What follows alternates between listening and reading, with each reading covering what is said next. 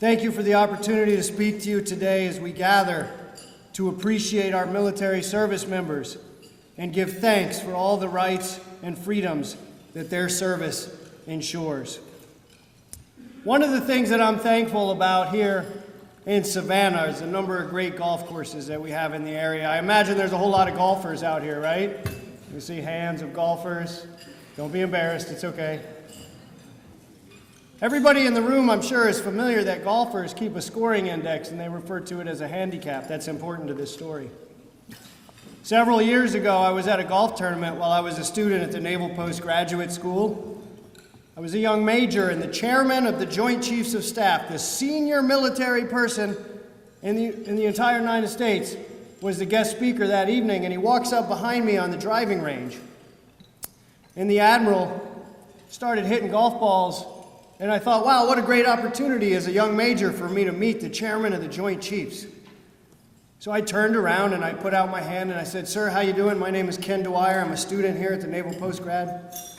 And the Admiral looked at me and he immediately asked me, he said, "Well, hey, what happened to your hand? And what happened to your eye?" So I explained to him, "Oh, sir, I lost those back in Afghanistan in 2006. I'm good now." We talked for a couple of more minutes and I went back to hitting golf balls. And I am not a good golfer. I've played with several people in the room as I look around. So you guys know this, but I hit 3 of the most beautiful shots in a row, just long and straight, right down the middle. And the chairman comes up behind me and he puts his hand on my shoulder. And I turned around and the chairman looks at me and he goes, "Wow, that is really impressive. Has your handicap improved since you've lived in Monterey?" And I looked at the Admiral and I said, "Oh, no, sir, my hand's still missing."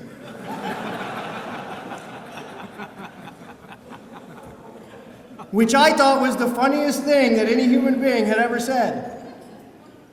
But the Admiral just looked at me, stone-faced, and I went from being Ken to being Major real quick. And for those of you in the room, you know that's not a good thing.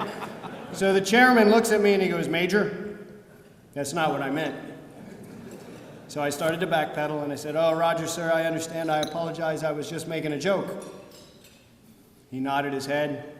He said, "Oh." And he turned around and left the driving range. He didn't even take his clubs with him. He just left the driving range. So where are my Navy guys in the room? So I hope you guys have an excellent sense of humor. It's an important thing in life to have a sense of humor. But it's also important to learn to focus on the positive, even when times are their most negative. And we have so much to be positive about. We live in the greatest country on the face of the earth. And by God's grace, or in some cases, intentional relocation due to excessive snow in the winter, we live in the greatest city in the greatest state in the South. I tell you, Savannah, nobody has it better than us. I've said it before, and I'll say it again, and I'll stand by my words, that in 20 years in the United States Army, I have never lived in a more military-friendly community than the coastal empire of Georgia. 2 years ago, the Army blessed me with an opportunity of a lifetime to be stationed at Hunter Army Airfield. Now, it took me a couple of months to figure this one out, but I finally figured it out. A couple of generals, and this is the way I envision it in my head, sitting around their table, smoking cigars, feet up on the table, and going, "Wait a second, I have a great idea." Down in Savannah, they got this restaurant. It's called the Pirate House. And we got this guy who's about to take a battalion who has one eye and a hook for a hand. So just in case Dwyer gets up in front of a room full of people maybe at a Chamber of Commerce, Military Affairs, or Appreciation Luncheon and says some really dumb stuff, and we have to fire him, if we send him to Savannah, he's got a made job already. He's more pirate than anybody in that house. And that's how I ended up in Savannah, ladies and gentlemen. But once again, we have to look at the bright side of any situation. Each year, the Army gives out the prestigious Army Community of Excellence Award. And this year, in 2019, Fort Stewart Hunter Army Airfield won that award for the 7th time, which is an unprecedented number. We won the award first in 2004, again in 2005, again in 2006.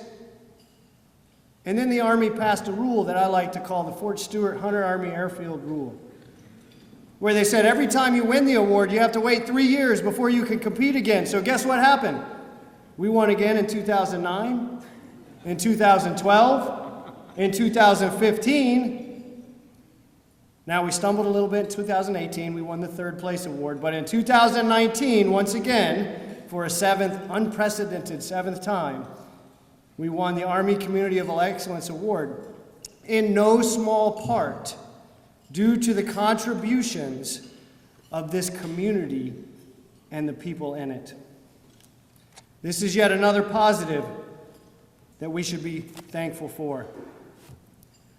Ladies and gentlemen, one of the most significant reasons that we are blessed with so many positives is because of the men and women who have dedicated their lives over the generations to the defense of American freedom.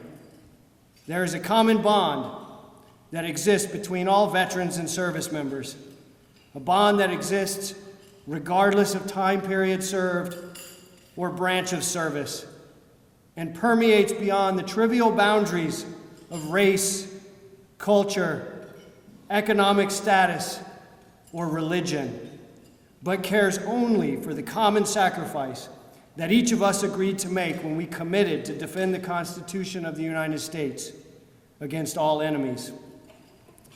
Each of the service members and veterans here today have served with the most lethal and impactful military force the world has ever known. A tremendous force for good in the world that is greater than the sum of its parts due to the fearless souls of its warriors. In order for a person to excel in the military and in life, they must have many positive attributes, but I want to focus on 2. The first is that the person must embrace the struggles and adversity that life presents. And if I could be so bold as to quote Rocky Balboa, "The world ain't all sunshine and rainbows. It's a very mean and nasty place, and I don't care how tough you are, it will beat you to your knees and keep you there permanently if you let it. You, me, or nobody is gonna hit as hard as life. But it ain't about how hard you hit. It's about how hard you can get hit and keep moving forward. How much you can take and keep moving forward. That's how winning is done." Dr. Cathcart referred briefly to my experience when I got back from Afghanistan, and I got out of the hospital and I got back to Fort Bragg, and I walked into my battalion commander's office and I said, "Sir, when can I start jumping out of airplanes again?" And the battalion commander looked at me and he said, "Dwyer, you've only got one hand." I said, "Roger that, sir. I'm fully aware of the number of hands I have. I'm ready to start jumping out of airplanes again." The colonel told me I wasn't ready yet, so I walked out of his office and I spent the next 3 weeks with one of my dedicated non-commissioned officers, and we spent time in the rigger shed and the mock-up and with the shoot shed, going through all of the possible contingencies of what we could do and how would we operate the shoot with one hand and a prosthetic through all of the possible contingencies. And after 3 weeks, I walked back into the battalion commander's office and I said, "Sir, let me show you all the great stuff I've learned." And the colonel told me, he said, "Not only are you going to jump out of a perfectly good airplane today, I'm going to be right there beside you when you do it." And that was a powerful example of leadership to me as a young captain. Several years later, I convinced the Army it was a good idea to send me back to Afghanistan. Someone once asked me, "Who let you jump out of airplanes again and go back to Afghanistan with one arm and one eye?" And my response was, sometimes success is not about who's going to let you. It's about who's going to stop you. When you are determined and you know in your heart that you are doing the right thing, never let people stop you.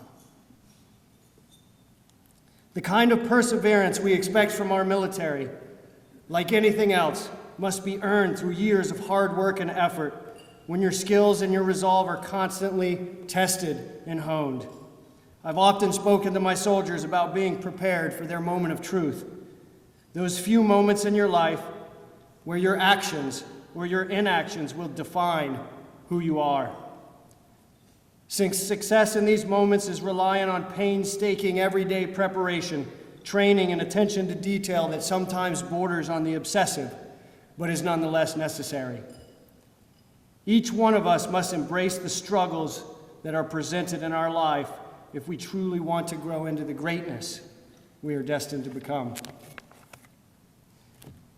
The second characteristic demonstrated by our military members is more difficult to explain.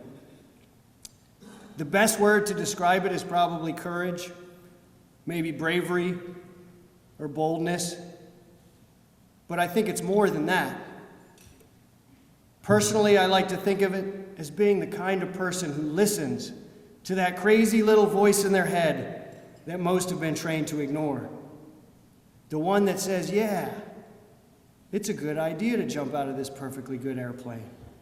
Sanity that gives some the instinct to charge into battle when others hesitate, to run towards the sound of gunfire when others retreat, to leap into the fire, dive into the water, to plunge into danger without any thought of self-preservation, but concern only for those around you. The world needs those who use their crazy for good. Those who can embrace the stress and chaos of the crucible and use the fire to forge goodness for others. I believe that this is a quality that must be groomed through a lifetime of experiences, both good and bad, that makes some among us capable of feats that others will only read about. It's derived from the overwhelming desire to do the right thing, to protect those around us, even if it means making a personal sacrifice. We need those in the military who are bold enough to do what others will not do.